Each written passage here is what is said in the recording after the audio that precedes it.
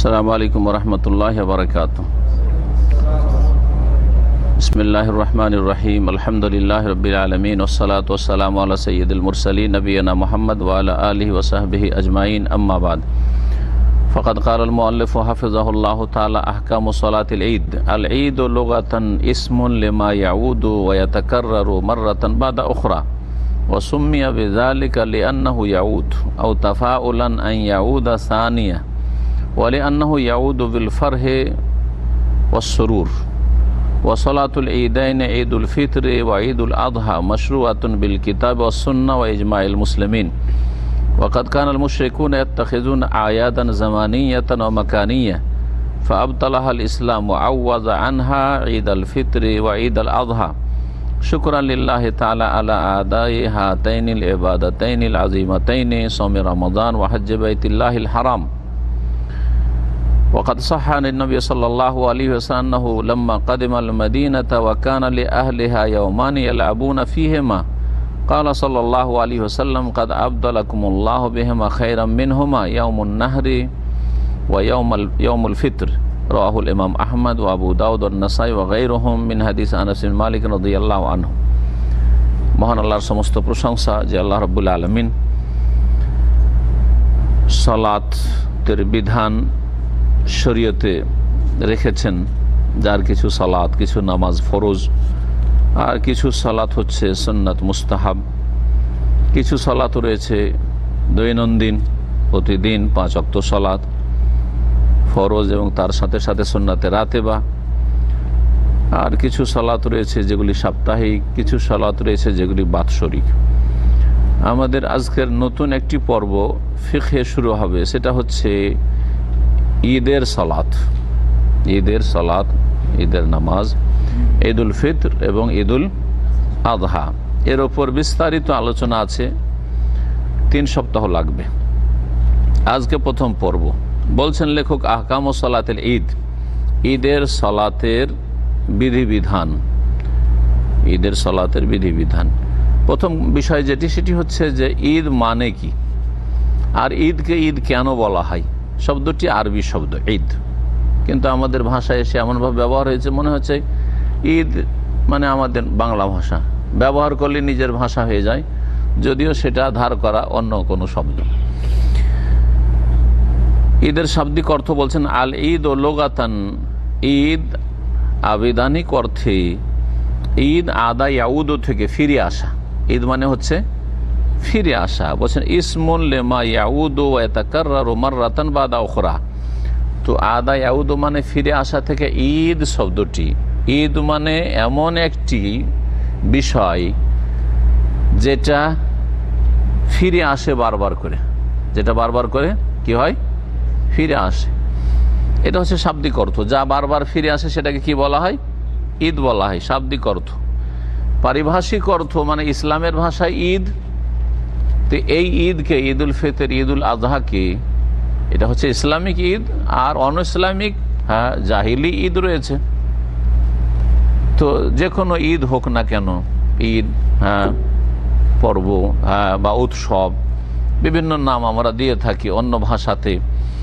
এগুলিকে আরবি ভাষাতে ঈদ কেন বলা হয়, এই জন্য বলা হয় যে সেটা প্রতি বছর বারবার করে ফিরে আসে, জীবনে একবার না, প্রতি বছর বারবার করে ফিরে আসে।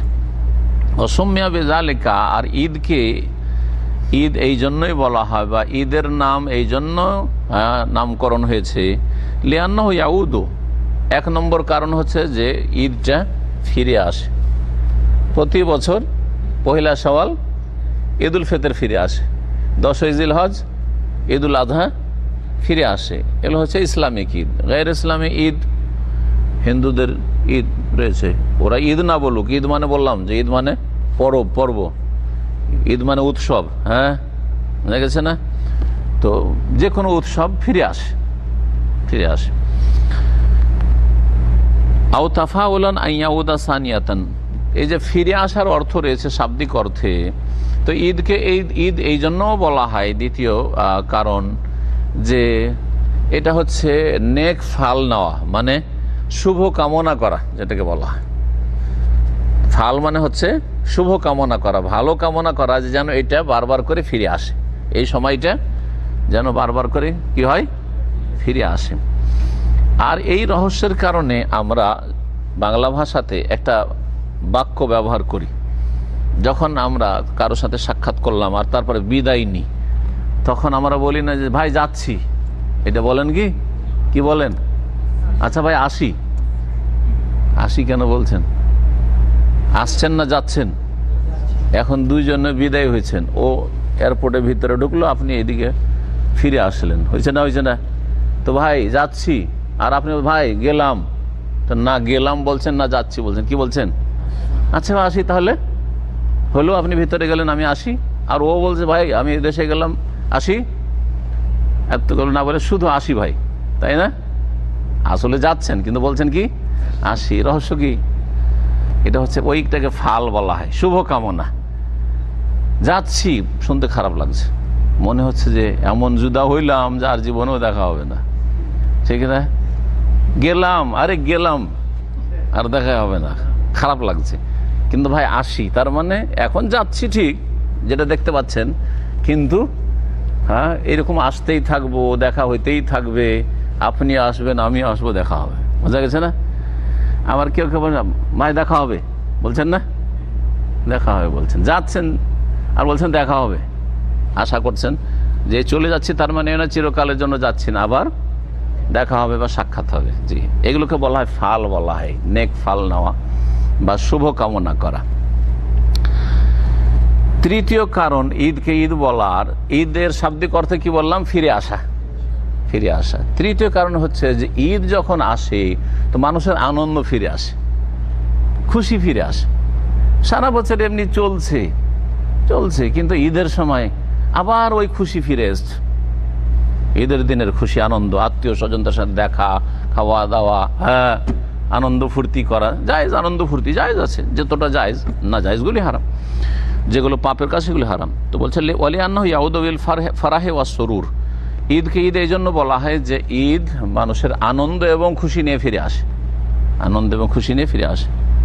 জি হ্যাঁ, যারা বছরে একবারই গরিব মানুষ গোস্ত খেতে পায়, ঈদুল আজহা আসলেই তাদের আবার ওই আনন্দ ফিরে আসে যে কোরবানির ঈদ আসছে, বকরা ঈদ আসছে, এখন গরু খাসি খেতে পাবো। জীবনে তো গরিব মানুষ হয়তো ডাল ভাতি চলছে, আল্লাহু আকবার।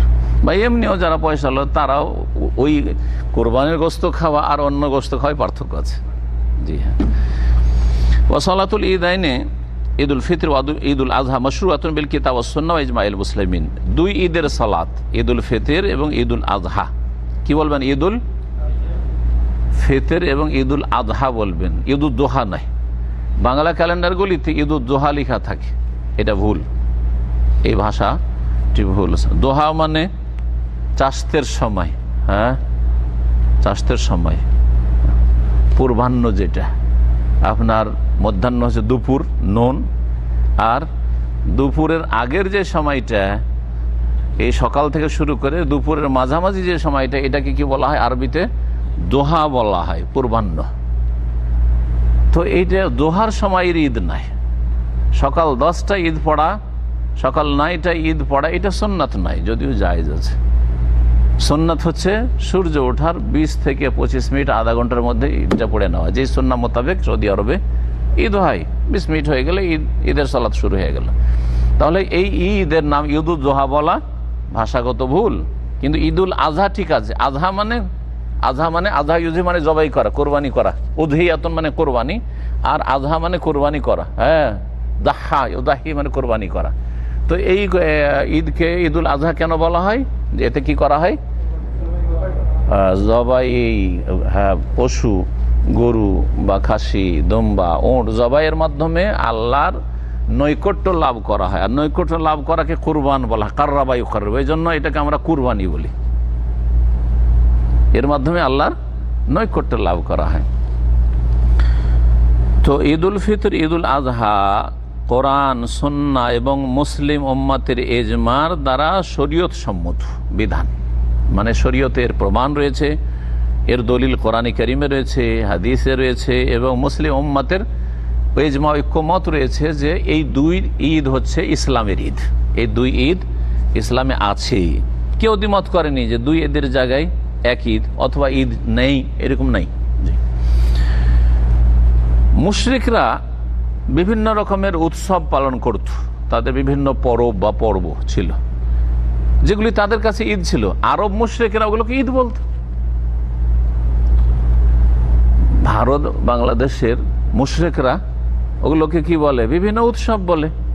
হ্যাঁ, এটা দুর্গা পূজার উৎসব, এটা হচ্ছে কালী পূজার উৎসব হিন্দুদের, ওই রকমই মাজারপন্থীদের এটা হচ্ছে অমুক অমুক অমুক বাবার ওরসের উৎসব, হ্যাঁ, বা অমুকের জন্মদিন উৎসব। হ্যাঁ, এগুলি সবগুলি কিন্তু আসলে ঈদের অর্থ বহন করে বা ঈদের অর্থে। তো বলছেন যে ওয়াকাদ কানাল মুশরিকুন ইয়াত্তাখিযুনা আয়াদান জামানিয়াতান ওয়া মাকানিয়াতান। বলছেন মুশরিকরা প্রাচীন যুগ থেকে তারা ঈদ উৎসব পালন করত দুই রকমের। তার ঈদ দুই ভাগে বিভক্ত। ঈদ হচ্ছে জামানিয়া আর মাকানিয়া। জামানিয়া মানে ঈদ জামানিয়া মানে হচ্ছে সময়গত উৎসব, আর মাকানিয়া মানে স্থানগত উৎসব। মুশরিকরা যুগ যুগ ধরে স্থানগত উৎসব করত আর কালগত বা সময়গত কি করত? উৎসব করত। মানে কিছু কিছু উৎসব তাদের পর্ব এমন ছিল যেগুলির সম্পর্ক ছিল সময় কালের সাথে, নির্দিষ্ট একটা সময়ের সাথে। অমুক অমুক তারিখে অমুক সময় কি হবে, অমুক উৎসবটা হবে। আর কিছু কিছু উৎসব ছিল যেগুলি স্থানের সাথে সম্পর্কিত, যে এই উৎসবটা অমুক জায়গায় হবে। এটা মুশরিকরা যুগ যুগ থেকে করে আসতো, আর নবী সাল্লাল্লাহু আলাইহি ওয়াসাল্লাম জামানাতেও মুশরিকরা করেছে, আর এই 1400 বছরে মুশরিকরা করেছে, আর এখনো করতে আছে, কিয়ামত পর্যন্ত মুশরিকরা করতে থাকবে।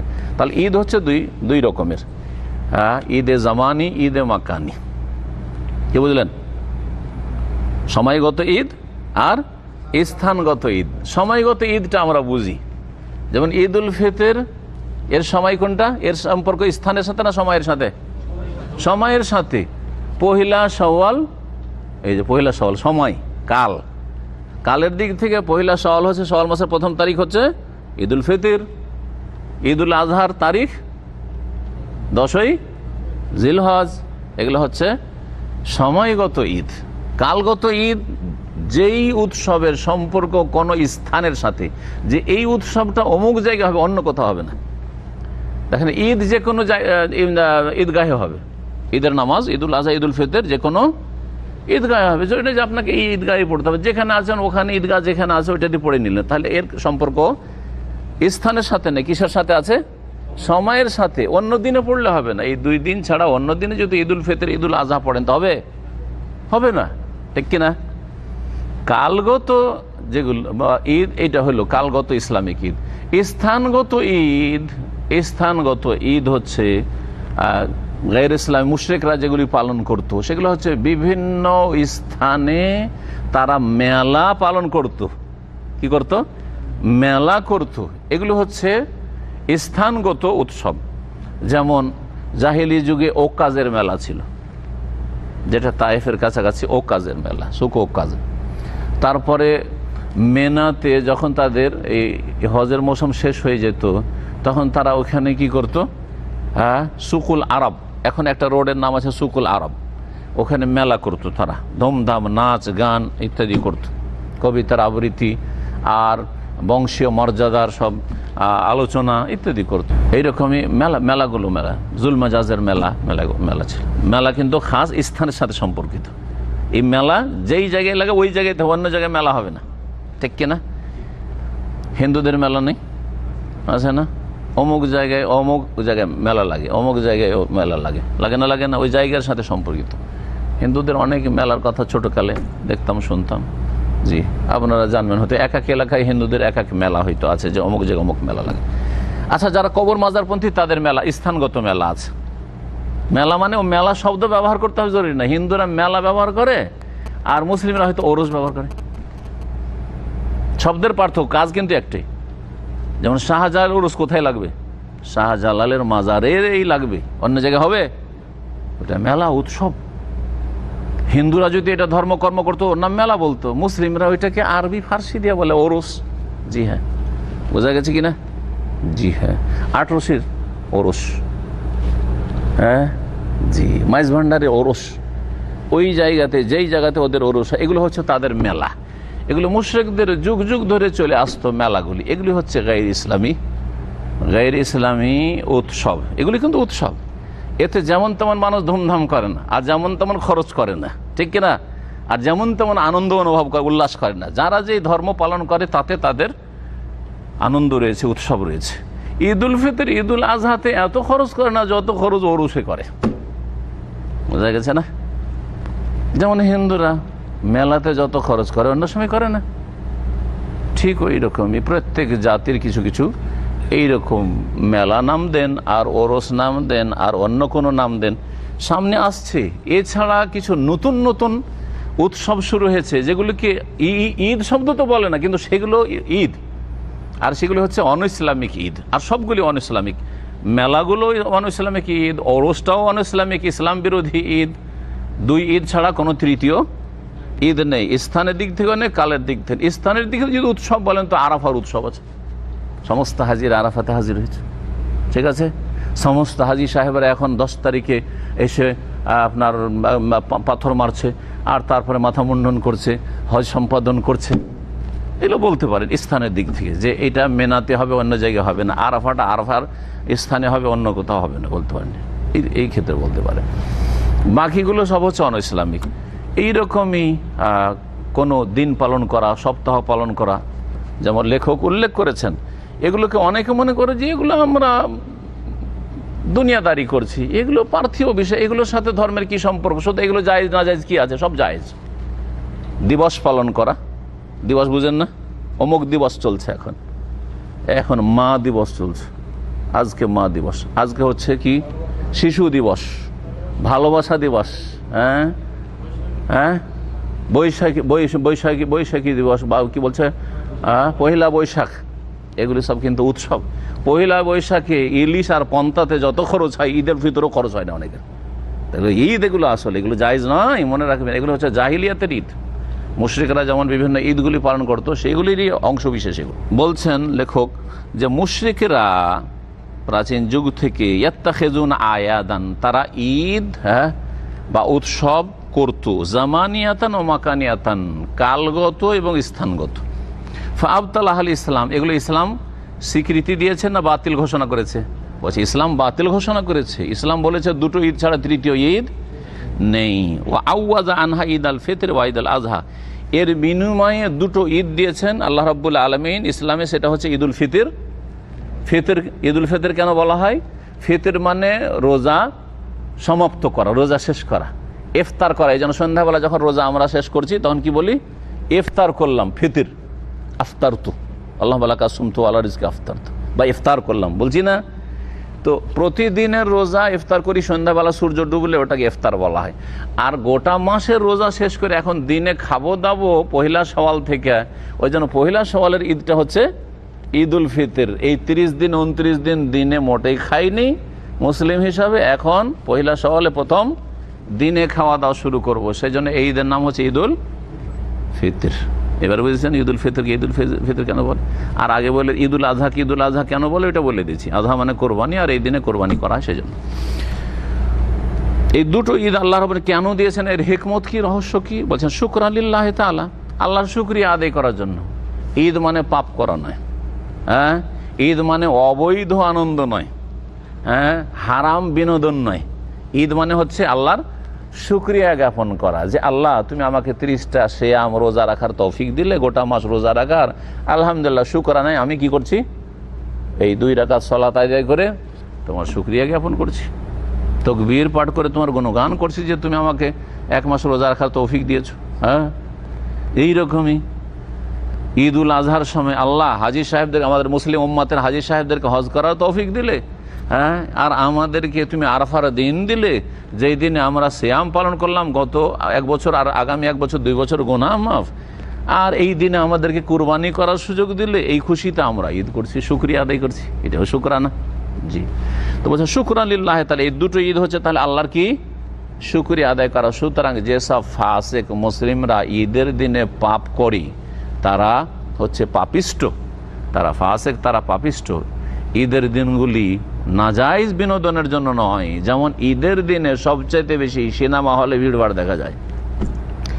ঈদের দিনে যুবক যুবতীরা, কলেজ ইউনিভার্সিটির এই ছাত্রছাত্রীরা ছেলে বান্ধবী নিয়ে আর মহিলা বয়ফ্রেন্ড নিয়ে, বন্ধু নিয়ে ঘুরতে যায়, শহরে ঘুরে বেড়া, এই কাজের জন্য না। এগুলি হচ্ছে ইহুদি নাসারাদের ঈদ, এগুলি হচ্ছে ইহুদি নাসারাদের ঈদ। কারণ দেখা যাচ্ছে যে ইহুদি নাসারাদের যেসব উৎসবের দিন রয়েছে সেই সব দিনগুলোতে সবচেয়ে বেশি পাপ হয়, সবচেয়ে বেশি তাদের পাপ হয়। ভালো করে দেখবেন, দেখেন যখন এরা 25শে ডিসেম্বর করে, সবচেয়ে বেশি মদ খাওয়া হয় আর সবচেয়ে বেশি জেনা ব্যভিচার হয় খ্রিস্টান জগতে।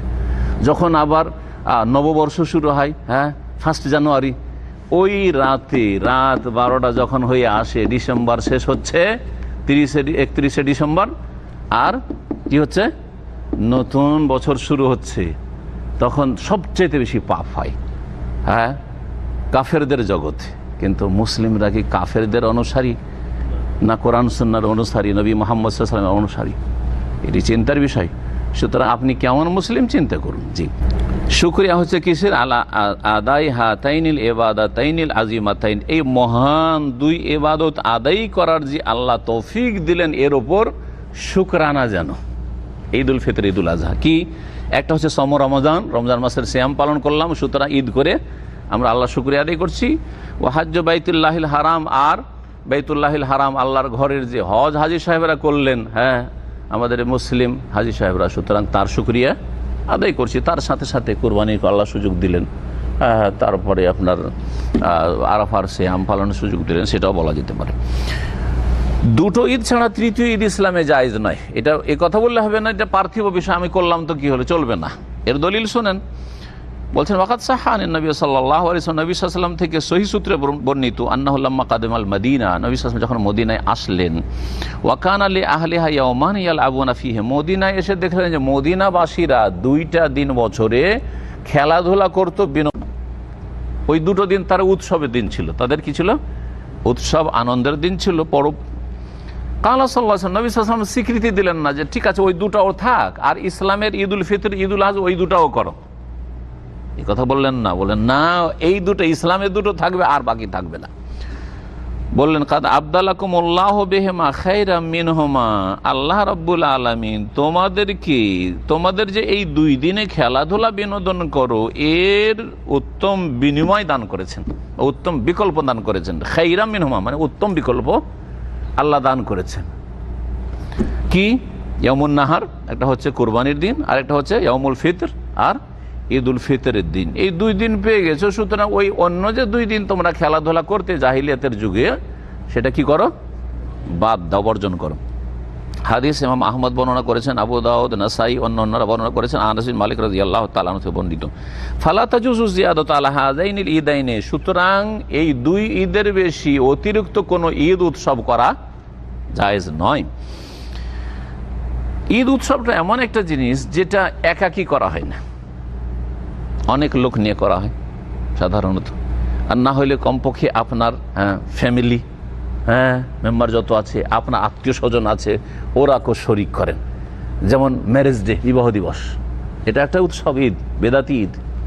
এইরকমই বার্থডে, আর কেক কাটা, তাতে আমার ছেলের বার্থডে, জন্মদিবস, আমার মেয়ের জন্মদিবস, আমার স্ত্রীর জন্মদিবস, কেউ বলছে, কোনো মহিলা বলছে এটা হচ্ছে আমার স্বামীর জন্মদিবস, এটা হচ্ছে আমার বাপের জন্মদিবস। এগুলি হচ্ছে কি? এগুলি উৎসব, ঈদ যেগুলো জায়েজ নয়, বেদাতি ঈদ।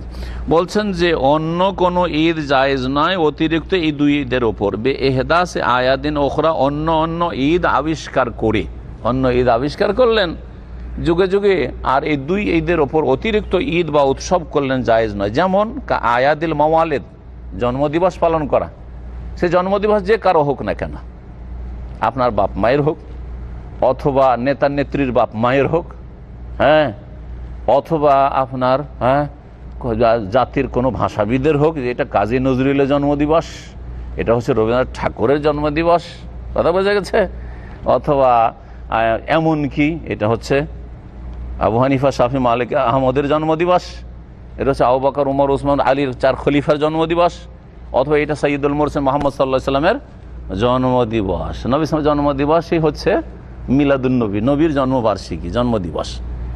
এগুলি হচ্ছে ঈদ, যেই ঈদ ইসলামিক না গায়র ইসলামিক, গায়ের ইসলাম ইসলাম নয়। ইসলাম হচ্ছে দুটো ঈদ, ইসলাম হচ্ছে দুটো ঈদ। সুতরাং ঈদে মিলাদুন্নবী, আজকাল নতুন নাম কি দেওয়া হয়েছে, ঈদে মিলাদুন্নবী, মিলাদুন্নবীর ঈদ। এটা বেদাতি মুসলিমরা তৃতীয় ঈদ আবিষ্কার করেছে, তৃতীয় ঈদ আবিষ্কার করেছে, এমন ঈদ নামও দিয়েছে। আর তাদের আলোচনাতে, তাদের লিখনীতে আছে যে 3 ঈদের বড় ঈদ হচ্ছে ঈদে মিলাদুন্নবী। ঈদ উল ফিতর, ঈদ উল আজহার চাইতে বড় ঈদ হচ্ছে এই বেদাতি ঈদ, ঈদে মিলাদুন নবী, 12 রবিউল আউয়ালের ঈদ। এইরকমই জাতীয় দিবস, স্বাধীনতা দিবস, যতগুলি দিবস আছে, ভাষা দিবস, শহীদ দিবস, সবগুলি কিন্তু ঈদ, সবগুলি হচ্ছে। এত টাকা খরচ করা হয় যে কোনো সরকারের ঈদ উল ফিতর, ঈদ উল আজহাতে তার 1 আনাও খরচ করা হয় না, ঠিক নয়? জি, এইটা আগুলি যদি গরিবকে দেওয়া হইতো বা গরিবের যদি সমস্যার সমাধান করা হইতো, গরিবের বাড়িতে যদি বিদ্যুতের ব্যবস্থা, গ্যাসের ব্যবস্থা, গরিবের আরও মেলা কাজ রয়েছে, গরিবের মেয়েদের বিবাহ, গরিব দারিদ্র মোচন, এগুলো করা হইতো, জাতি সুখী হয়ে যেত। বিদাত করে জাহান্নাম কিনে নিচ্ছে, হ্যাঁ, আর তারপরে জাতির যে আর্থিক সমস্যা রয়েছে, সমস্যা থেকেই যাচ্ছে, গরিব গরিব হয়ে থেকে যাচ্ছে। এ হচ্ছে বিদাত করার কুফল। কেন অন্য ঈদ জায়েজ নয়? বলছে লিয়ান্না যালিকা জিয়াদাতুন আলা মা শারাআহুল্লাহ, আল্লাহ যে শরীয়তে বিধান দিয়েছেন 2 ঈদের, এর ওপর হচ্ছে এগুলি হচ্ছে অতিরিক্ত। আর ইসলামের নামে ধর্মে যেগুলো অতিরিক্ত হয় বা মুসলিম জাতি এইভাবে যেগুলো পালন করে, যেমন ঈদ উল ফিতর আমরা পালন করছি, ওই রকম করে এটাও একটা আমাদের উৎসব। যদি এটা আমাদের রাজনৈতিক উৎসব বা এটা আমাদের জাতীয় উৎসব বলছি, নাম অন্য কিছু দিচ্ছি, এটা হচ্ছে আন্তর্জাতিক উৎসব, সারা বিশ্বে এই দিবসগুলি হচ্ছে আমরাও করছি, যেই নামেই করেন না কেন, এগুলো হচ্ছে অতিরিক্ত ওয়াইবতেদাউন ফিদ দ্বীনে, আর দ্বীনে হচ্ছে এগুলো বিদাত আবিষ্কার করা, ওয়া মুখালিফাতুল সুন্নাতে সাইয়্যিদুল মুরসালিন, সৈয়দুল মুরসালিন মুহাম্মদ সাল্লাল্লাহু আলাইহি সাল্লামের সুন্নাহর বিরোধিতা করা, ওয়া তাশাব্বুহুন বিল কাফিরিন, কাফেরদের সাদৃশ্যতা, তাদের অনুকরণ করা। সাউন সুম্মিয়াত আয়াদান বা সাম্মাইতা আয়াদান আও যিকরিয়াতিন আও আইয়ামান আও আসাবি আও আওয়াম। বলছেন লেখক যে এগুলোর নাম ঈদ বলতে হবে জরুরি নয়। আপনারা হয়তো ঈদ বলেন না, হয় এগুলোর নাম ঈদ বলেন, অথবা যিকরিয়াত, মানে এগুলো হচ্ছে আমাদের কি বলবো, সেটাকে হচ্ছে মেমোরিক্যাল জিনিস, স্মরণীয়, এটা আমরা এটাকে ঐতিহাসিক বিষয় স্মরণীয় করে রাখার জন্য, যাতে করে জাতির স্মরণ থাকে যে এই দিনে এই ঘটেছিল। বোঝা গেছে কি না? আও আইয়ামান, সেগুলির নাম আপনি দিবস বলেন, ইয়ম থেকে আইয়াম, বহু বচন, দিবস, অমুক দিবস, অমুক দিবস, এগুলো তো আপনাদের জানা আছে, বলছে না? জি হ্যাঁ। তারপরে আও আসাবি, অথবা সপ্তাহ পালন, আজকাল সপ্তাহ পালন হচ্ছে, এটা হচ্ছে ট্রাফিক সপ্তাহ, এটা হচ্ছে আপনার শিশু সপ্তাহ, এটা হচ্ছে আপনার স্তন্যদান সপ্তাহ, বাচ্চাকে যেন মায়ের দুধ দেওয়া হয়, এরকম মেলা সপ্তাহ আজকাল পালন হচ্ছে। এইরকম আরও কিছু আছে, হ্যাঁ, কি পুলিশ সপ্তাহ, মেলা রকম, হ্যাঁ। আওয়ামান, অথবা বৎসর পালন, 100 বছর পূর্তি, এটা আমাদের উৎসব, 100 বছর আমাদের স্বাধীনতা পূর্ণ হয়েছে, 25 বছর পূর্তি উৎসব, 50 বছর পূর্তি উৎসব, হচ্ছে না? এগুলো করছে না? জি। কুল্লু যালিকা লাইসা মিন সুন্নাতিল ইসলাম, লেখক বলছেন এই সমস্তগুলি যেই নাম দেন না কেন, এগুলি ইসলামের আদর্শ নয়, ইসলামের তরিকা নয়, আদর্শ নয়। বাল হুয়া মিন ফিলিল জাহিলিয়া, যখন ইসলামের আদর্শ নয় তো কিসের আদর্শ? জাহিলিয়াতের আদর্শ। জি, অজ্ঞতার যুগের বা ইসলাম আসার পূর্বে যে জাহিলিয়াতের যুগ ছিল, সেই যুগে খেয়াল খুশি মানুষ ধর্মকর্ম করতো, এইরকমই খেয়াল খুশি এদের ধর্মকর্ম উৎসব।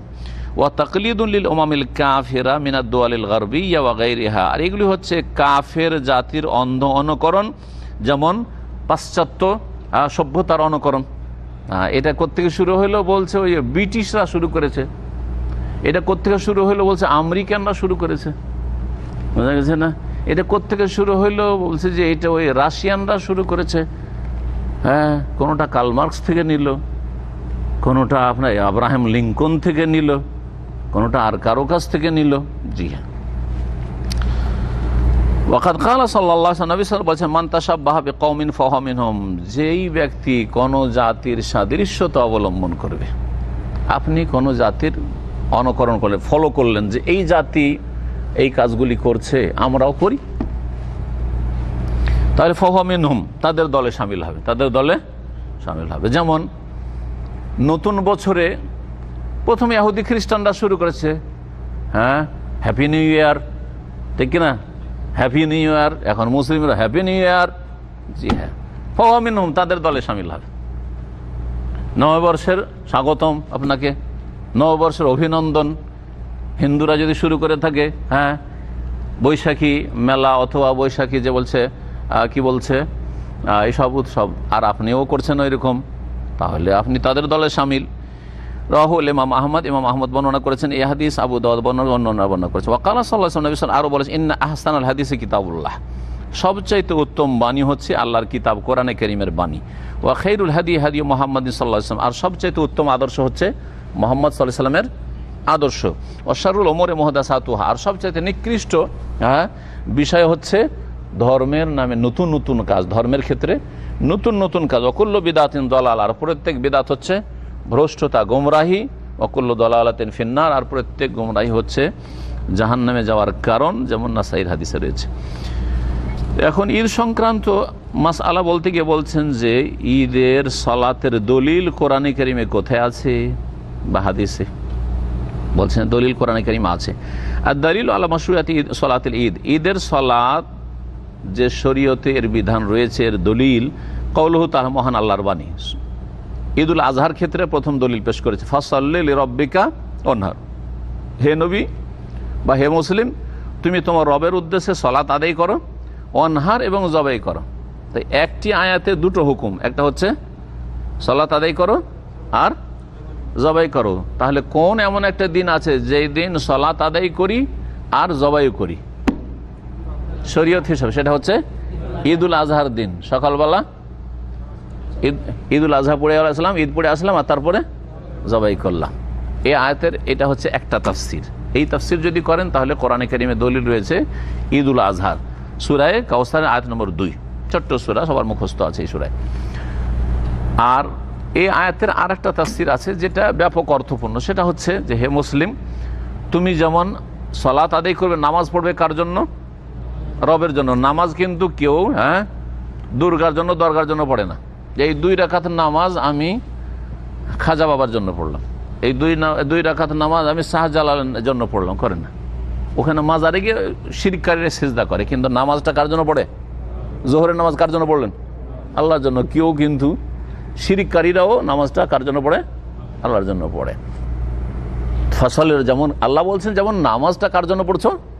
আল্লাহর জন্য, তেমনি জবাইটাও কার জন্য করবে? আল্লাহর জন্য করতে হবে। এটা করলে হবে না যে নামাজটা তো আল্লাহর জন্য আর কুরবানির জবাইটা তো আল্লাহর জন্য, কিন্তু মাজারে ওরুসের জবাইটা বাবার জন্য।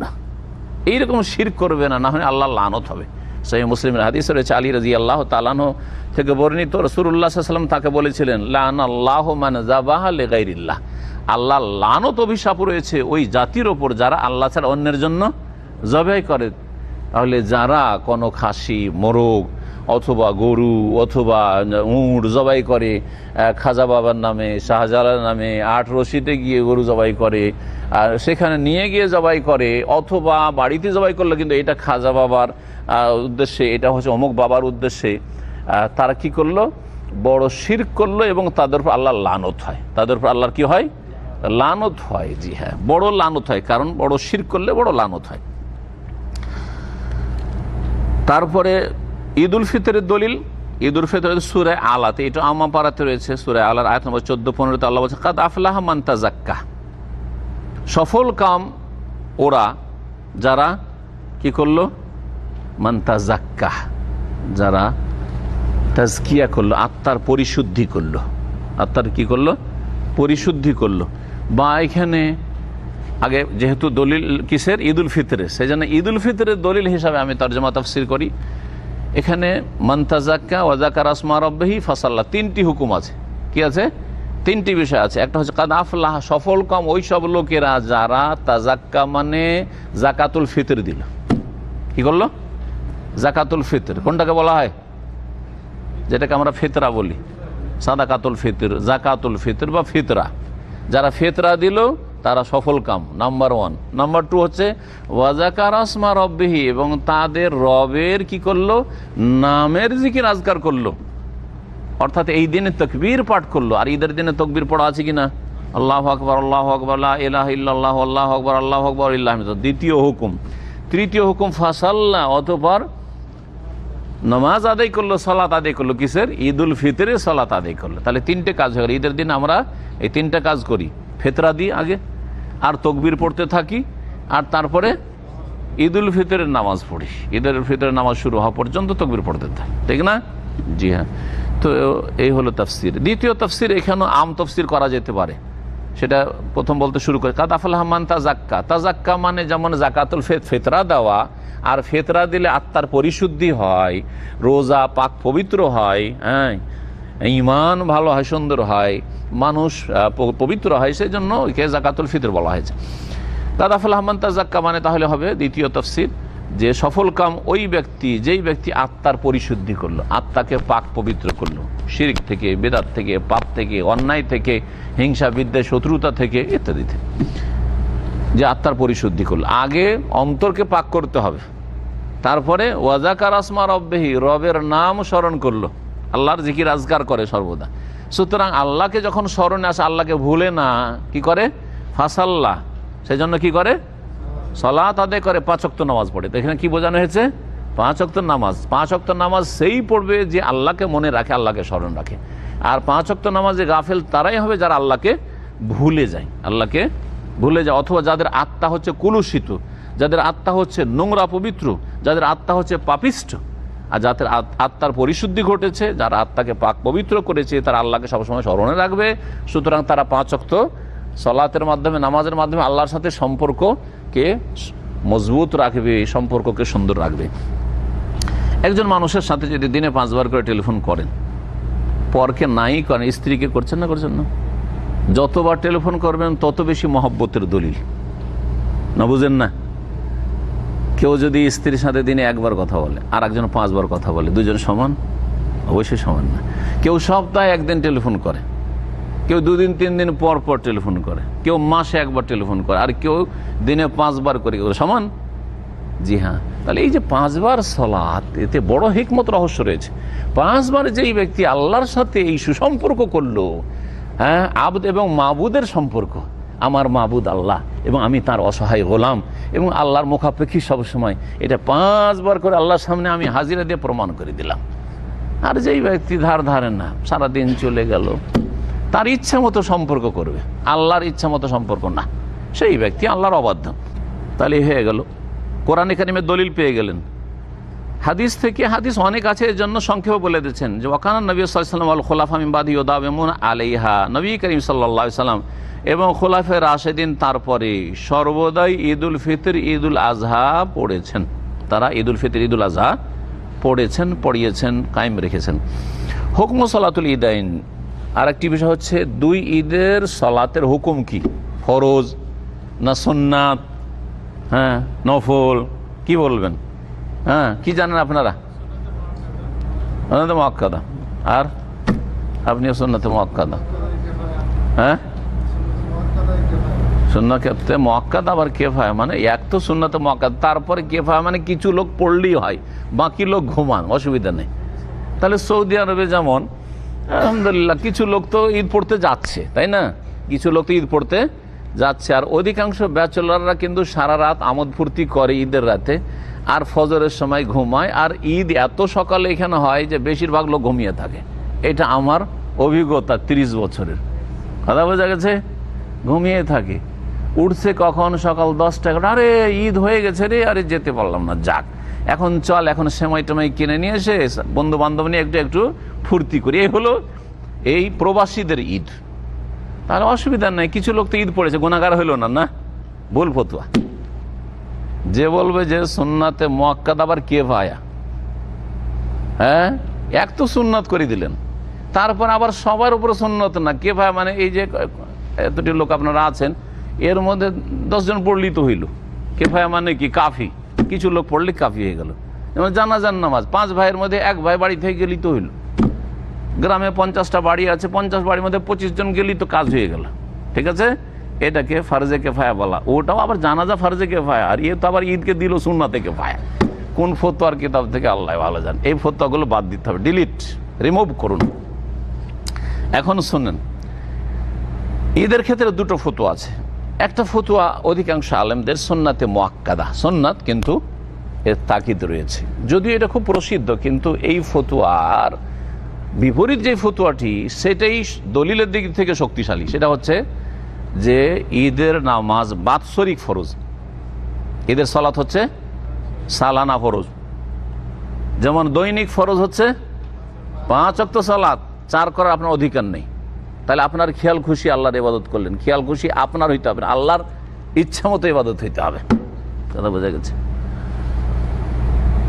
দৈনিক 5 সালাত ফরজ, সাপ্তাহিক জুমার সালাত ফরজ, জুমার দিনেই পড়তে হবে, আমরা শনিবার রবিবার পড়লে হবে না। বোঝা গেছে না? আচ্ছা, বাৎসরিক ফরজ 2 ঈদের সালাত ফরজ, ঈদুল ফিতর, ঈদুল আজহা। এটাই হচ্ছে শক্তিশালী মত, লেখক ওইটাকে বলেছেন, এবং আমি এর আগে অনেক আলোচনায় বলেছি। এবং এটা হচ্ছে ইমাম ইবনে তাইমিয়া রাহমাতুল্লাহ শাইখুল ইসলামের ফতোয়া যে ফরিদাতুস সানা, বাৎসরিক ফরজ নামাজ হচ্ছে, ফরজ সালাত হচ্ছে 2টো, ঈদুল ফিতর আর ঈদুল। সুতরাং যারা শরীয়তি কোনো ওজর নাই, যারা অসুস্থ, অক্ষম, যেতে পারবে না, এরকম অসুখ, তাদের কথা আলাদা, বা সফরে আছে ইত্যাদি, না সফরেও নাই, বাড়িতে আছে, সুস্থ, আর ঈদ পড়লো না, সে কাবিরা গুনাহ করলো। সে কি করলো? কাবিরা গুনাহ করলো। বাৎসরিক ফরজ দৈনিক ফরজের চাইতে কম গুরুত্ব নয়, দৈনিক ফরজের চাইতে কম গুরুত্ব নয় বাৎসরিক ফরজের। যেমন জুমার সালাতের গুরুত্ব 5 ওয়াক্ত নামাজের চাইতে কম না, বেশি বলতে হবে, ঠিক কিনা? কারণ সপ্তাহে 1 দিন, জি, বছরে 2 দিন। বলছেন হুকম সালাতুল ঈদাইন, 2 ঈদের নামাজের হুকুম হচ্ছে ফারজু আইনিন। ভালো করে শুনেন, ফারজে কেফায়াও না, সুন্নাতে কেফায়া তো বাদ দেন। কি? ফারজে আইন, প্রত্যেকের উপর ফরজ, প্রত্যেক সাবালক, আলা কুল্লি মুসলিম, প্রত্যেক মুসলিমের ওপর ফারজে কেফায়া, ফারজে আইন, প্রত্যেক মুসলিমের ওপর ফারজে আইন, মানে একজন করে ফরজ, আপনাদের সকলের উপর ফরজ। জি হ্যাঁ। কেমন মুসলিম হইতে হবে? যাকারিন, পুরুষ, মহিলার উপর ফরজ নাই। জি হ্যাঁ, সুন্নাত তাদের জন্য। আর যদিও কেউ বলেছেন তাদেরকে নবী সাল্লাল্লাহু আলাইহি ওয়াসাল্লাম যেহেতু তাগিদ করেছেন সেই জন্য। মুকাল্লাফিন, আর সেই পুরুষ মানুষ যেন শরীয়তের দায়িত্বভার তার উপর আসে। শরীয়তের দায়িত্বভার কার উপর আসে? যে সাবালক হয়। আপনার 12 বছর 13 বছরের ছেলে আছে, এখনো সাবালক হয়নি, তার উপর ঈদ ফরজ হয়নি। ঈদে নিয়ে যান, অসুবিধা নেই, 7 বছরের ছেলেকে নিয়ে যান, কিন্তু ঈদ ফরজ কখন হবে? যখন সাবালক হয়ে গেছে, আপনার ছেলের সাবালকের লক্ষণ দেখা গিয়েছে। লা ওজর আল, যার কোনো ওজর নেই, একটু আগে যেমন বললাম, ওজর থাকলে অসুবিধা নেই। জি,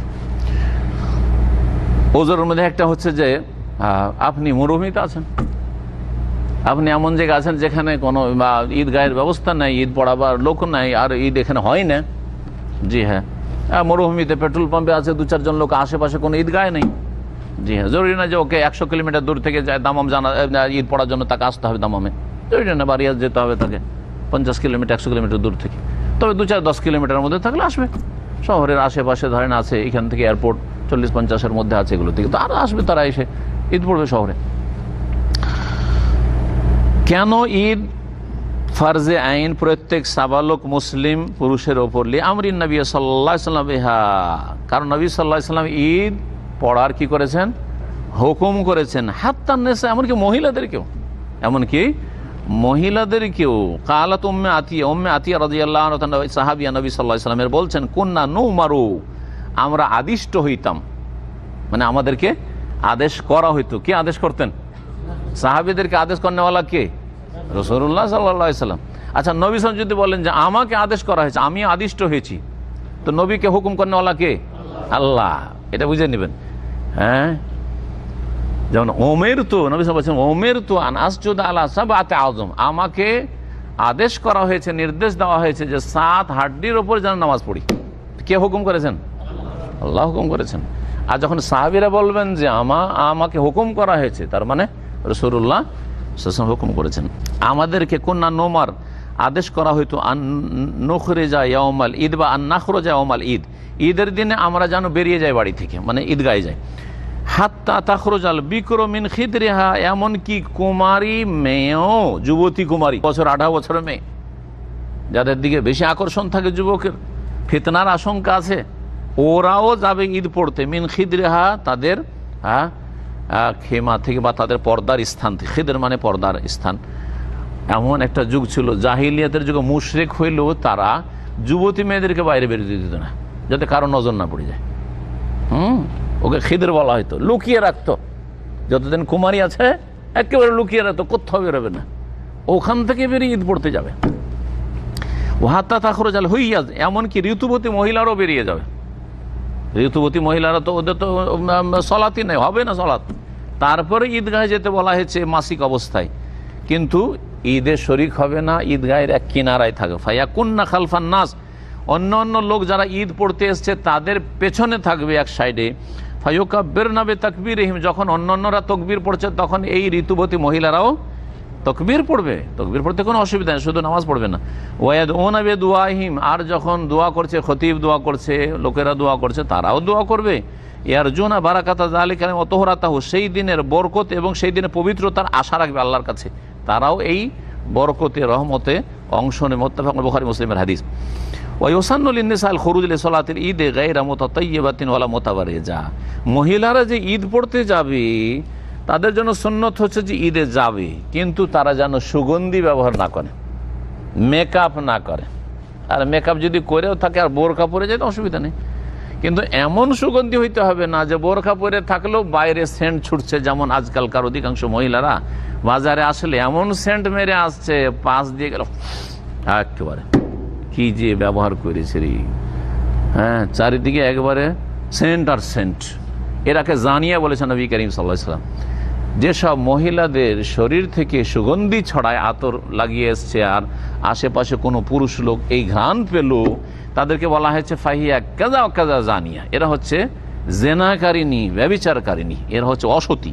ওয়ালা মুতাবাররিজা, আর বেহায়া বেপরদায় হাসবে না, চুল খুলে শাড়ি পরে পেট পিট দেখা যাচ্ছে, অথবা বোরখা পরে আছে, চেহারা খুলে, চেহারাতে সবচেয়ে বেশি জিনত আছে। একটা মহিলা যদি রাস্তা দিয়ে চলাফেরা করে তো কেউ চেহারা ছাড়া অন্য কিছু দেখতে যাবে না, আগে দেখবে কোনটা, যে রূপ চেহারাটা কেমন, মুখটা কেমন, ঠিক না? সুতরাং এইটা কখনো মনে করবেন না যে চেহারা খুলে পর্দা করা যায়। আসল তো পর্দা হচ্ছে চেহারার, আসল ফিতনা হচ্ছে এই 2-2-4 চোখে। আসল ফিতনা কোথায়? 2-2-4 চোখে। কোনো মহিলার সাথে কোনো পুরুষ যদি 2-2-4 চোখ না হয়, আর একটা ছেলে হয়তো বখাটে একটা মহিলার দিকে তাকাতে থাকছে, কোনোদিন ফিতনা হবে, জেনার সম্ভাবনা নেই। কিন্তু জেনার আগে কি হয়, 4 চোখ এক জায়গায় হয়। হ্যাঁ, চোখে চোখ পড়লো, একে দেখে ওকে ভালো লাগলো, ওকে দেখে একে ভালো লাগলো, ই ওকে লাইক করলো, ই ওকে লাইক করলো। আজকাল লাইক করা করি তো ভালোই চলছে, হ্যাঁ হ্যাঁ, আমি তোমাকে লাইক করি, হ্যাঁ, ইত্যাদি। আউযুবিল্লাহ।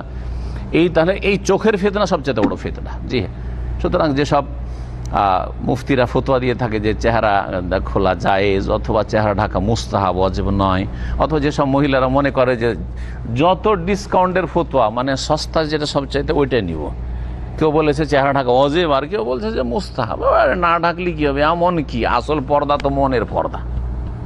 মনের পর্দা মানে আমি কি করব না, খারাপ কাজে যাব না, আর আমাকে খুব দেখুক, এটা হচ্ছে মনের পর্দা করা।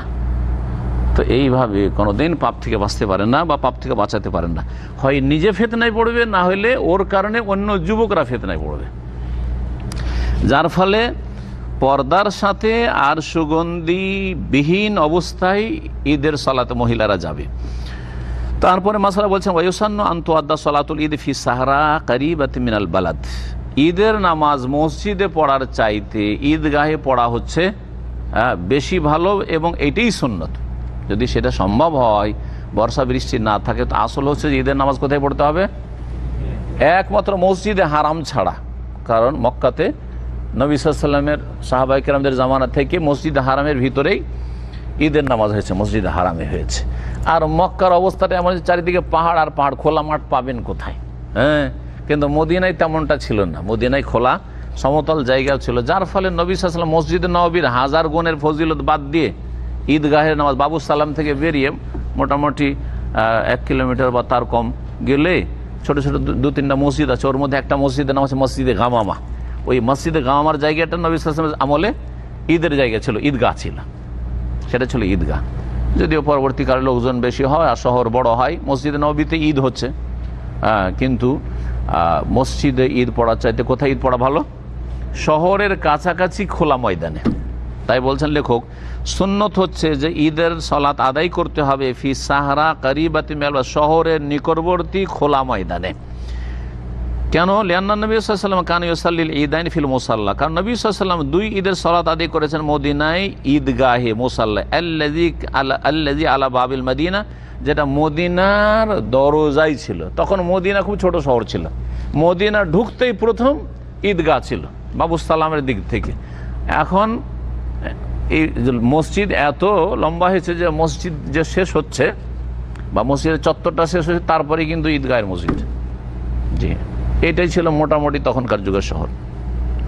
আবু সাঈদ খুদরী রাদিয়াল্লাহু তাআলা আনহু বর্ণিত রয়েছে নবী সাল্লাল্লাহু আলাইহি ওয়াসাল্লাম কি করতেন? কানা নবী সাল্লাল্লাহু আলাইহি ওয়াসাল্লাম ইয়াখরুজু ফিল ফিতরি ওয়াল আযহা ইলাল মুসাল্লা, ঈদুল ফিতর ঈদুল আযহা ঈদগাহে যেতেন রাসূলুল্লাহ সাল্লাল্লাহু আলাইহি ওয়াসাল্লাম, মুত্তাফাকুন বুখারী মুসলিমের হাদিস। ওয়ালাম ইউনকাল আন্নাহু সাল্লাল্লাহু ফিল মাসজিদ লিগাইরি উযরিন, আর নবী সাল্লাল্লাহু আলাইহি ওয়াসাল্লাম থেকে 1 বছরও কোনো প্রমাণ নেই যে বিনা ওযরে মসজিদে ঈদের নামাজ পড়েছেন, বিনা ওযরে মসজিদে নববীতে ঈদের সালাত পড়েননি। ওয়ালি আন্নাল খুরুজ ইলা সাহরায় আওকা লিহাইবাতিল মুসলিমিন ওয়াল ইসলাম ওয়া আযহার শাআইরিদ্দিন ওয়ালা মাশাক্কাতা ফি যালিকা লিআদামি তাকাররুরিহি বিখিলাফিল জুমআহ। বলছেন যে ময়দানে যদি ঈদের সালাত পড়া হয়, হ্যাঁ, অনেক মানুষের সমাগম, তো এর একটা কুফরি শক্তির ওপর, কাফেরদের ওপর প্রভাব পড়বে। আছে মুসলিম, দেখেন সংখ্যালঘু দেশগুলিতে যেমন ভারতে শতকরা 10 জন বা 15 জন মুসলিম, কোনো এলাকায় বেশি আছে, কোনো এলাকায় একেবারে কম আছে, ধরেন 5 জন 7 জন আছে, গড়ে ধরেন 15 থেকে 20 শতকরা। এখন সবাই যদি ও মসজিদে মসজিদে ঈদ পড়ে, তো কাফেরদের সামনে প্রকাশ পাবে না যে মুসলিম কত আছে। কিন্তু গোটা অঞ্চলের লোক যদি ঈদগাহে দলে দলে যাচ্ছে, ঈদগাহ থেকে সালাত আদায় করে আসছে, আরে আছে রে মুসলিম আছে, এটা মনে করলে হবে না বিজেপিদের আর আরএসএসদের যে মুসলিমদেরকে এখান থেকে মুছে দেব আর আমরা সব তাদের বাড়ি ঘর আর ধন সম্পদ জমি জায়গা সব দখল করি। অত সহজ কথা নয়, বুঝবে না, বুঝবে না। জি হ্যাঁ, জি হ্যাঁ, এইরকমই যেসব সংখ্যালঘু দেশ রয়েছে, ধরেন নেপাল অথবা পশ্চিমা দেশ বা পূর্বে, যেখানে সব জায়গায় মুসলিম আছে, এই মুসলিমগুলি ছড়িয়ে ছিটিয়ে আছে, ঈদের দিনে বোঝা যাবে যে হ্যাঁ মুসলিম আছে, মুসলিম আছে। জাপানের মতো দেশে, অস্ট্রেলিয়ার মতো দেশে, ধরেন সিঙ্গাপুরের মতো দেশে, এইসব দেশে যদি মুসলিমরা দলে দলে মাঠে গিয়ে ঈদ পড়ে, তাহলে বুঝতে পারবে যে আছে মুসলিমরা এই দেশে রে, আমরা তো ভাবছি মুসলিম নেই হয়তো। আর বিশেষ করে আজকাল মুসলিম আরও চেনা, এই জন্য যায় না যে মুসলিমদের কোনো লেভেলই নেই, কাপড় না খুললে বোঝাই যাবে না মুসলিম আছে কিনা। এয়ারপোর্টে বসে আছেন অনেক মুসলিম বসে আছে, কিচ্ছু চেনা যায় না, মনে মনে আফসোস লাগে যে আমি মনে হয় একাই আছি।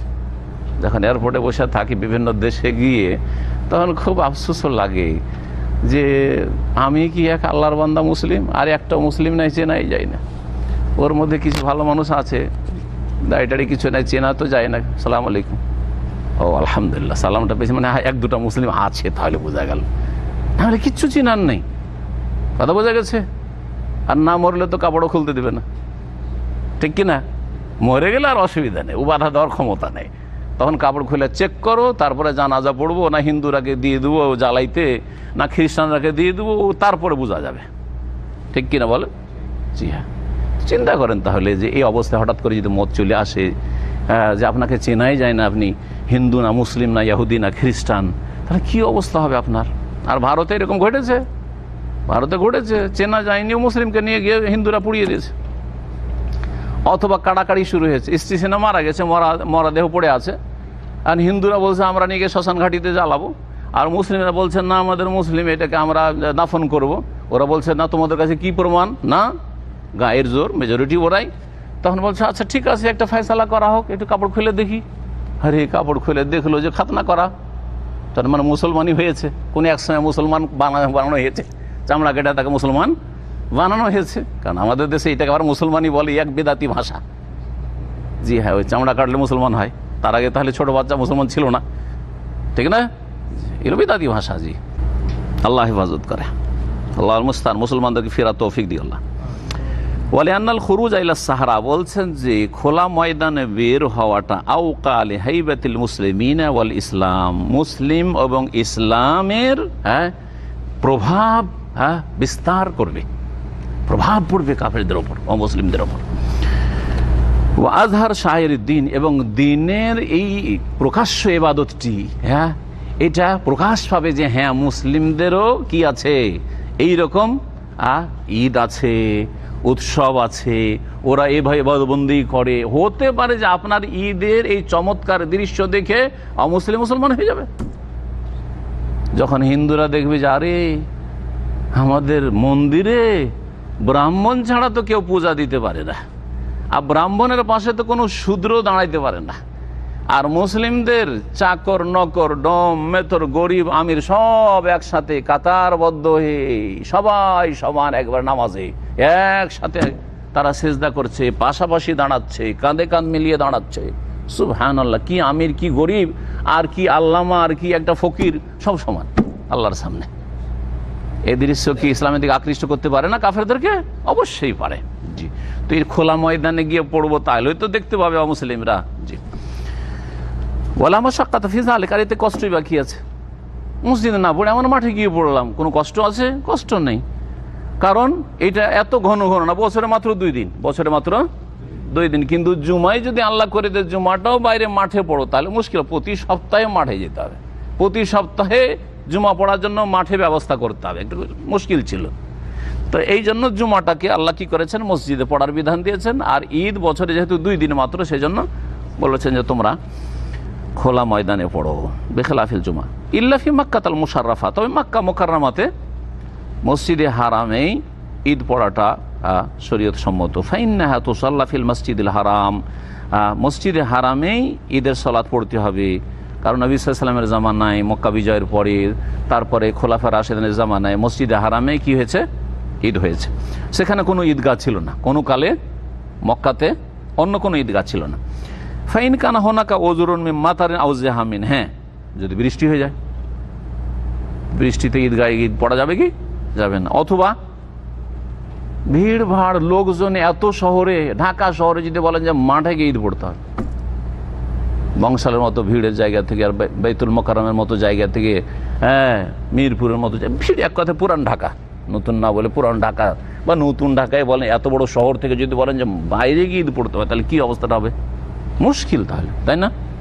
তারপরেও যদি ঈদগাহের ব্যবস্থা, অনেক সময় এই আমাদের তো আলহামদুলিল্লাহ বড় বড় শহরগুলি তো কি আছে, ঈদগাহ হয়তো আছে, ঈদগাহ ময়দান আছে, তো ঈদগাহ ময়দানও আছে আর অমুক মসজিদও ঈদ হয়, যেমন সৌদি আরবে দাম্মামে ঈদগাহও আছে আর মসজিদও ঈদ হচ্ছে। কোনটা বেশি ভালো?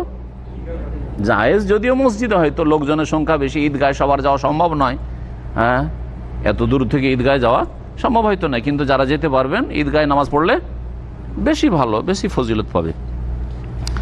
যদি ভিড়ভাড় থাকে অথবা বৃষ্টি হয়, জাযান তুসাল্লা ফিল মাসাজিদ, তাহলে মসজিদে ঈদ পড়া জায়েজ। ওয়াক্ত সলাতুল ঈদাইন, দুই ঈদের সলাতের ওয়াক্ত কখন? বলছে ওয়াক্ত সলাতুল ঈদ, ঈদের সলাতের ওয়াক্ত হচ্ছে ইজার তাফাতিশ শামসু বাদা তুলুইহা কাদরা রুমহিন, যখন সূর্য উদয় হওয়ার পরে 1 বর্ষা পরিমাণ সূর্যটা উপরে উঠে যাবে। 1 বর্ষা পরিমাণ মানে পুরোপুরি সূর্যটা পরিষ্কার উঠে গেছে, এটা আনুমানিক 20 মিনিট হয়। সূর্য ওঠার যে টাইমটা লেখা আছে ইশরাকের টাইম ক্যালেন্ডারে, তারপরে 20 মিনিট। এই জন্য সৌদি আরবে 20 মিনিট অপেক্ষা করার পরে তারপরে কি হয়ে যায়, ঈদ শুরু হয়ে যায়। এটা হচ্ছে আউয়াল ওয়াক্ত, এটা হচ্ছে উত্তম। লিআন্নাহুল ওয়াক্ত আল্লাযী কানা নবী সাল্লাল্লাহু আলাইহি ওয়াসাল্লাম ইউসাল্লিহা ফিহি, কারণ এই সময়টাতে নবী করিম সাল্লাল্লাহু আলাইহি ওয়াসাল্লাম ঈদের সালাত পড়তেন। ওয়া ইয়ামতাদু ওয়াক্তু ইলা যাওয়ালিশ শামস, আর এটা জায়েজ হচ্ছে মাথার ওপর থেকে সূর্য গড়া পর্যন্ত।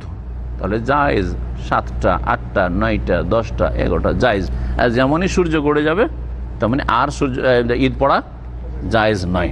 ধরেন খবর পেলেন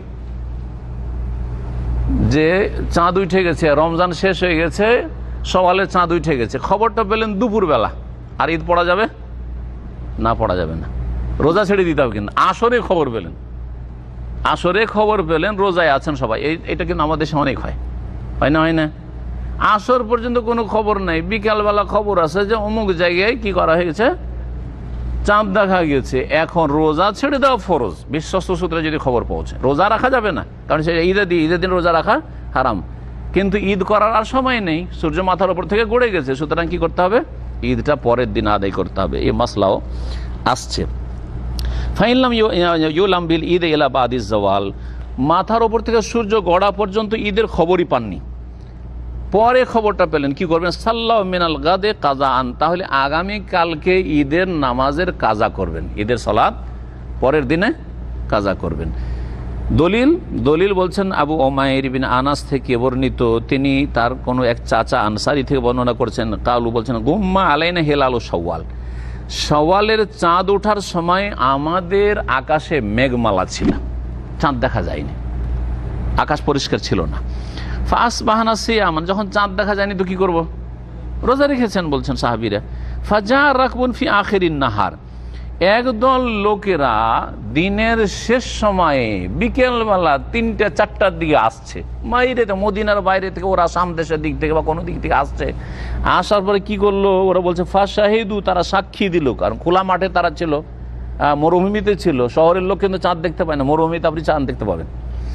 তো তারা সাক্ষী দিল আন্নাহুম রাউল হেলাল বিল আমসি, আমরা তো চাঁদ গতকালকে দেখেছি, আর তোমরা আজকে রোজা রাখছো, মানে আজকে তো সকালে ঈদ পড়ার কথা, আমরা তো দেখি নাই। আমার নবী সাল্লাল্লাহু জামানায় কিন্তু নবী সাল্লাল্লাহু বেঁচে আছেন এখনো।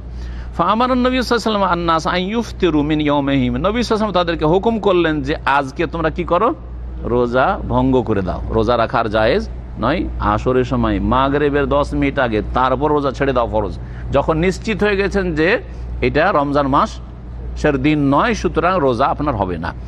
ওয়া ইয়াখরুজু গাদান ঈদহিম, আর আগামীকালকে ঈদ পড়ার জন্য বেরিয়ে যাবে ঈদগাহে। হাদিস মুসনাদ আহমদে রয়েছে, আবু দাউদে রয়েছে, দারাকুতনিতে রয়েছে, ইমাম দারাকুতনি হাদিসটিকে হাসান বলেছেন। আর একটি সংক্ষিপ্ত মাসলা বলবো, সেটা হচ্ছে ঈদের দিনের সুন্নাত। 3টি সুন্নাত এখানে উল্লেখ করেছেন লেখক। একটা হচ্ছে খেয়ে যেতে হবে না খেয়ে যেতে হবে, কি জানা আছে? ঈদুল ফিতরে খেজুর খেয়ে গেছেন নবী সাল্লাল্লাহু আলাইহি সাল্লাম, বেজোড় খেজুর। আর ঈদুল আজহায় খালি পেটে যাবেন আর এসে কিছু খাবেন, আর এসে যদি গোস্ত কোরবানি জবাই করে তাড়াতাড়ি করে কিছু একটু অংশ নিয়ে কলিজা টলিজা কিছু খেয়ে তা সবচেয়ে ভালো। ইউসান্নু আইয়াকুলা কাবলাল খুরুজ লি সলাতিল ফিতরে তামারাতিন, ঈদুল ফিতরে সলাত আদায় করতে যাওয়ার পূর্বে কয়েকটা খেজুর খাওয়া হচ্ছে সুন্নাত। ওয়া আল্লাহ ইয়াতামা ইয়াউমান নাহর হাত্তা ইউসাল্লি, আর কোরবানির দিনে ঈদের সালাত পড়া পর্যন্ত যেন কিছু না খায়, খালি পেটেই যাবেন বাসি পেটে, আর ফিরে এসে খাবেন। দলিল বুরায়দা রাদিয়াল্লাহু তাআলা বর্ণিত হাদিস রয়েছে, নবী করিম সাল্লাল্লাহু আলাইহি ওয়াসাল্লাম কি করতেন, বলছেন কানা নবী সাল্লাল্লাহু আলাইহি ওয়াসাল্লাম লা ইয়াখরুজু ইয়াউমাল ফিতরি হাত্তা ইফতিরা, ঈদুল ফিতরের দিনে নবী সাল্লাল্লাহু আলাইহি ওয়াসাল্লাম অতক্ষণ ঈদগাহে বেরোতেন না যতক্ষণ পর্যন্ত কিছু নাস্তা পানি না করে নিতেন, মানে খেয়ে না নিতেন খিজুরি। ওয়ালা ইয়াতামু ইয়াউমান নাহর হাত্তা ইউসাল্লি, আর ঈদুল আজহার দিনে, কোরবানির ঈদের দিনে কোনো কিছু খেতেন না হাত্তা ইউসাল্লিয়া, ঈদের সালাত আদায় করা পর্যন্ত। হাদিস মুসনাদ আহমদে রয়েছে, তিরমিজিতে রয়েছে, ইবনে মাজায় রয়েছে, ইবনে হিব্বান এবং হাকিম হাদিসটিকে সহিহ বলেছেন। অন্য হাদিস রয়েছে ওয়ায়াকুলুহুন্না উইতরান, বেজোড় খেজুর খাবে, কি করবে, বেজোড় খেজুর খাবে ঈদের দিনে, এটা উত্তম। দ্বিতীয় সুন্নত হচ্ছে যে সকাল সকাল ঈদ পড়া ভালো, দেরি করে ঈদ পড়ার চাইতে। যেমন ইন্ডিয়া বাংলাদেশে কটার সময় ঈদ হয়, আরে 10টা, যত বেদাতি তত দেরি। আমরা দেশে দেখেছি যে আহলে হাদিসরাও একটু লেট করে পড়ে, কিন্তু ওরা 8টা সাড়ে 8টার মধ্যে পড়ে নেয়। পাশাপাশি আমাদের আহলে হাদিস ঈদগাহ ছিল আর হানাফি ঈদগাহ, আর হানাফিদের মধ্যে দেওবন্দি ঈদগাহ আর বেরলভী ঈদগাহ, পার্থক্যটা বোঝাচ্ছে 3 ঈদগাহের মাঝখানে।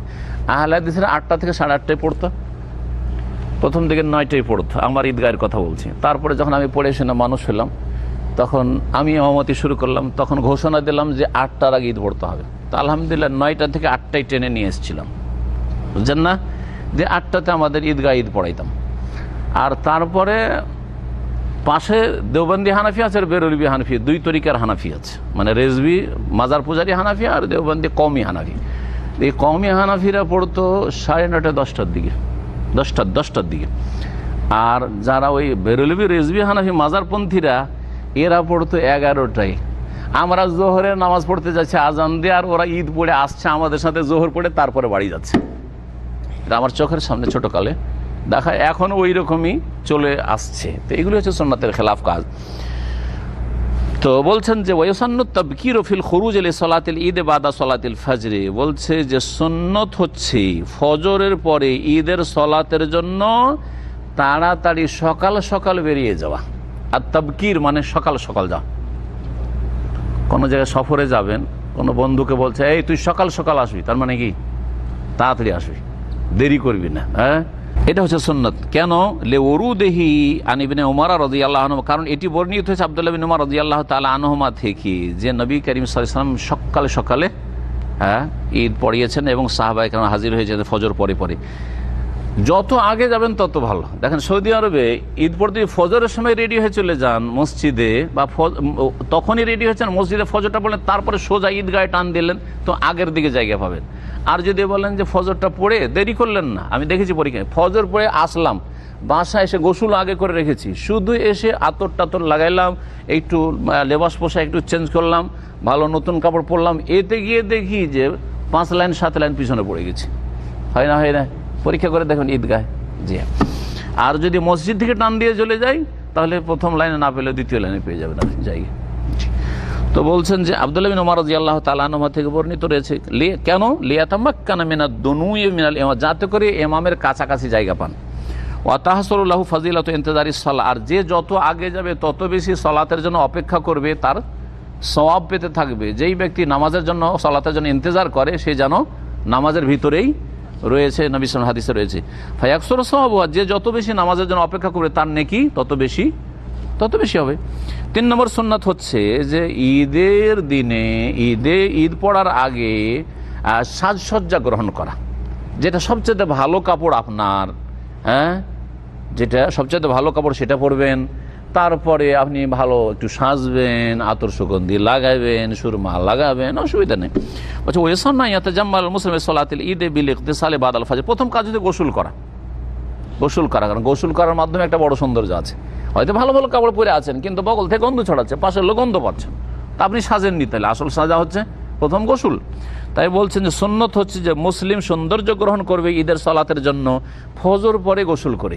ফজর পরে যদি টাইম থাকে, কিন্তু সৌদি আরবে যে পরিবেশ, এইখানে আপনাকে ফজর আগে গোসল করে কি থাকতে হবে, প্রস্তুত থাকতে হবে। লেউরুদে যালিক আনিস সাহাবা, কারণ সাহাবায়ে কেরাম রাদিয়াল্লাহু আনহুম থেকে বর্ণিত রয়েছে তারা কি করতেন, ফজর পরে গোসল করতেন। কাইবিন ওমর, যেমন আব্দুল্লাহ বিন ওমর রাদিয়াল্লাহু তাআলা আনহু হতে বর্ণিত রয়েছে। ওয়াল্লাবিস আহসানাস সিয়াব, আর সবচেয়ে ভালো কাপড়টা পরবেন। সবচেয়ে ভালো কাপড় ইসলামের দৃষ্টিতেও ভালো হইতে হবে। ধরেন আপনার সবচেয়ে ভালো কাপড় দামের দিক থেকে কোট প্যান্ট, আর আরেকটা হচ্ছে জুব্বা। জুব্বার চাইতে দামি হচ্ছে পয়সার দিক থেকে কোট প্যান্ট। কোট প্যান্টটা অনেক টাকা খরচ করেছেন, 10,000 টাকার কোট প্যান্ট অনেকে পরে, কম করে হয়তো বললাম। আর একটা জুব্বাতে হচ্ছে 500 টাকা নেই, 1000 টাকা খরচ হয়েছে। তো কোনটা পরবেন? ইসলামের দৃষ্টিকোণ থেকে কোনটা ভালো পোশাক, ঢিলা, ওইটা বেশি ভালো। জি হ্যাঁ। সুতরাং আমাদের দেশে টুপি, পাঞ্জাবি, পাগড়ি, আরব দেশে জুব্বা, আর তার সাথে সাথে বিস্ত আল খাল্লা, আর এগুলো হচ্ছে ভালো পোশাক। যেখানে যেটা ঢিলা ঢালা এবং ভালো পোশাক, সেটা হচ্ছে সবচেয়ে উত্তম পোশাক। এর মধ্যে আবার ধরেন আপনার জুব্বা নতুন আছে, পুরাতন আছে, ওর মধ্যে যেটা নতুন, যেটা বেশি সুন্দর, সেটা আপনি পরিধান করবেন। বলছেন উত্তম কাপড় পরবে লেসবুতে জালিক আনিন নবী সাল্লাল্লাহু আলাইহি ওয়াসাল্লাম, কারণ এটা নবী করিম সাল্লাল্লাহু আলাইহি ওয়াসাল্লাম থেকে প্রমাণিত হাদিস রয়েছে যে ওমর রাদিয়াল্লাহু তাআলা আনহু বা কোনো সাহাবী একবার একটা ভালো কাপড় নিয়েছে, ইয়া রাসূলুল্লাহ এটা আপনার জন্য কিনে নি, আর নেন, এটা দিয়ে করবেন কি, যখন কোনো প্রতিনিধি দল আসবে তখন পড়বেন, মেহমান আসবে যখন বাইরে থেকে, বিশেষ করে কাফের টাফেররা ইসলামের কথা বলার জন্য, আর অলিল ঈদের দিনে ভালো পোশাকটা পরবেন। তাহলে বোঝা যায় যে ঈদের দিনের জন্য স্পেশাল কোনো পোশাক রাখা ভালো, এটা হচ্ছে ভালো বা সুন্নাত। তো এখানে আজকের আলোচনা শেষ করলাম। সাল্লাল্লাহু আলাইহি ওয়া সাল্লাম মুহাম্মদ ওয়া আলা আলিহি ওয়া সাহবিহি আজমাইন।